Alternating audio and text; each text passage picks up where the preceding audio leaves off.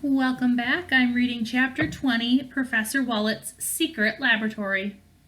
The Zibling mobile zoomed through the streets of big city USA, tossing Alex and Connor around the trunk like clothes in a washing machine. Every turn was sharper than the one before, every acceleration was more forceful, and the vehicle never slowed down or came to a stop.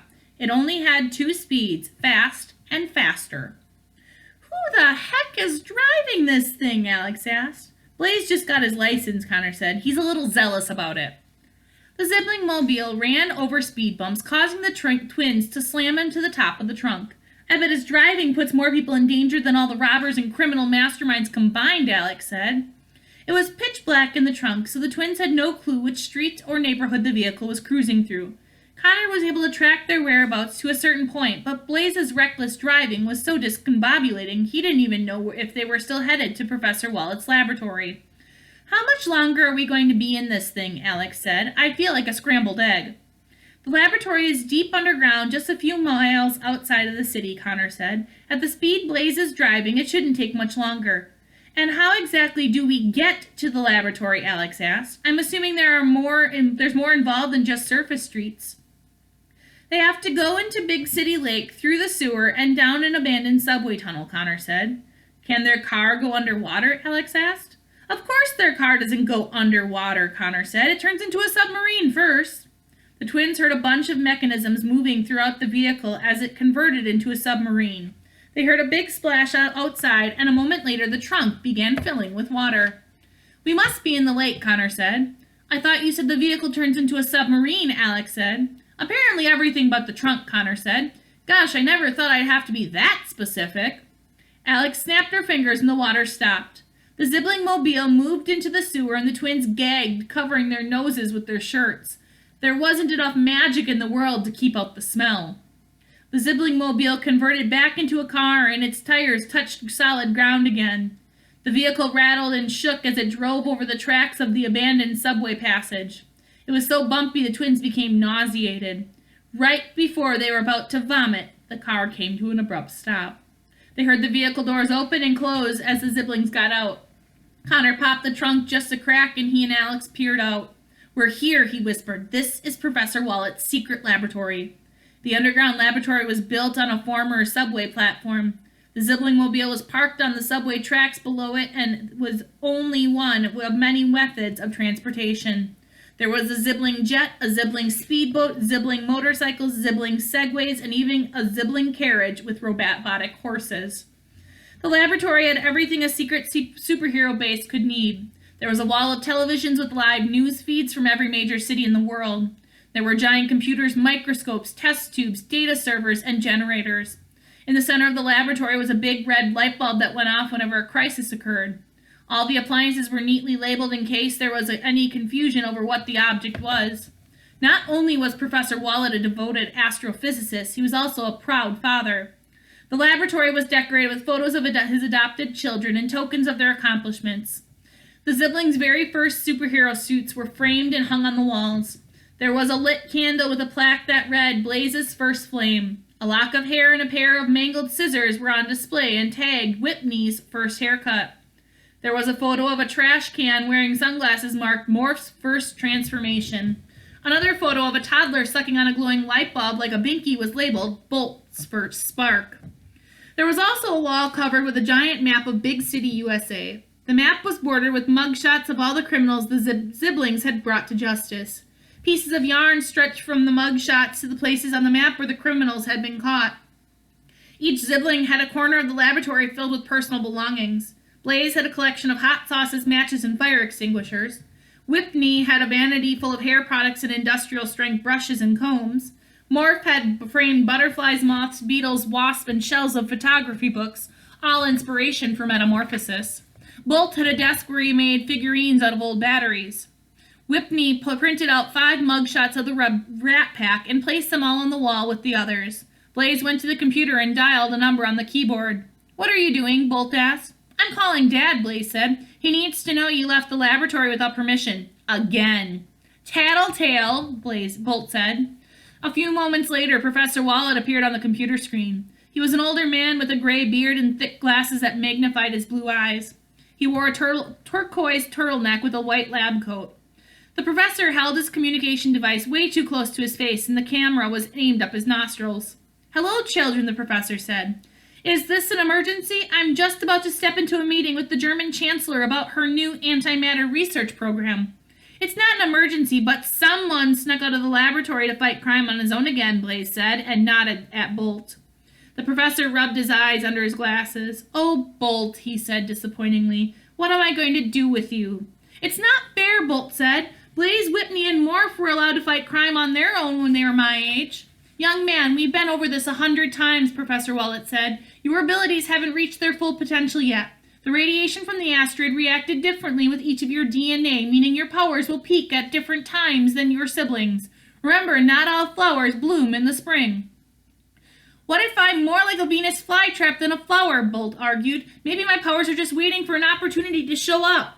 "Science doesn't work that way," the professor said. "I don't make the rules to upset you. I make them to protect you. You're grounded until I get back home." Bolt grunted and stomped his feet. He sulked over to his corner of the laboratory, zapping Blaze on the ear when he went by, and then pouted at his desk. "I'm being summoned into the Chancellor's office," the professor said. "I'll call you tonight when I get to my hotel room." "Tell the Chancellor we say hello," Morph said. "And tell her I love her new highlights," Whitney said. The professor looked confused. "Of the antimatter program?" he asked. Whitney sighed. "No, Dad, in her hair," she said. "Oh, of course," the professor said. "I will pass along the message. Goodbye, children." The professor hung up and disappeared from the computer screen. The Ziblings went back to their prospective corners and to decompress. Blaze drank a bottle of hot sauce like it was water and did push-ups. Whitney's hair unbraided and brushed itself while she flipped through a magazine. Morph looked at photography books and practiced transforming into the objects he saw. Bolt played with his battery figurines and tied a tissue around one to give it a cape. Connor quietly closed the trunk of the car to have a private word with his sister. "Here's my plan," he said. "We're going to get out and tell them we're reporters from the Otherworld Times, a syndicated school newspaper that runs in 25 states. We'll say we're looking to do a personal interest piece on the bravest, strongest, and smartest superhero in the country. And to prove which one of them deserves the title, we'll take them to the fairy tale world where whoever defeats the most soldiers in the literary army will be the winner. What do you think?" Alex definitely saw some flaws in her brother's plan, but she kept them to herself. She was still consumed by guilt from her realization at the bank. She never wanted to discourage her brother again. "Brilliant," she said. "That's a great idea. No, it's an amazing idea. Gosh, all your ideas are so wonderful. I don't know how you do it." Even though the trunk was dark, Connor gave his sister a funny look. Something was up. Alex was never that supportive. He worried she might have hit her head on the car ride over. "Alex, are you feeling okay?" he asked. Before she could answer, the red light bulb in the center of the laboratory started flashing and a loud siren went off. The Ziblings jumped to their feet like protective canines and ran to the wall of televisions. They scanned the screens and saw a frantic reporter on the French news. Blaze turned up the volume and pressed a button so the reporter's words were translated into English. "Paris is under attack," the reporter said from the newsroom. "A mad scientist and criminal mastermind known as the Snake Lord, notorious for his interactions with the Ziblings in Big City, USA, has taken over the Eiffel Tower." The news program played footage of the Snake Lord from earlier that day. He was a tall, muscular, middle-aged man with a villainous scowl. His eyes were yellow with narrow pupils like a reptile. He wore a large helmet shaped like the head of a king cobra and a long purple cape. The Snake Lord licked his lips and exposed a forked tongue. "That slithering son of a gun," Blaze said.